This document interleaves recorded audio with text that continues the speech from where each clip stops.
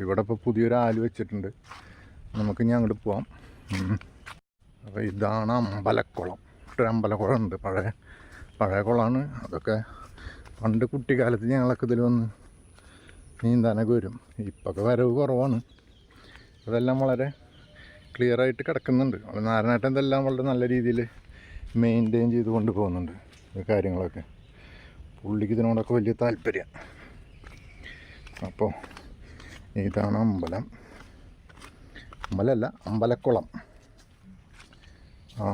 ഇത് രണ്ട് കടവുകളാണ്. പണ്ട് കല്ലൊക്കെ ഇട്ട് പണിതിട്ടുള്ളതാണ്. ഇത് താഴെയൊക്കെ കണ്ടു കഴിഞ്ഞാൽ അറിയില്ലേ. അപ്പോൾ ഒഴുക്കലുണ്ടാവും, നോക്കട്ടെ. അത്യാവശ്യം ഒഴുക്കലുണ്ട്, എന്നാലും കുഴപ്പമില്ല.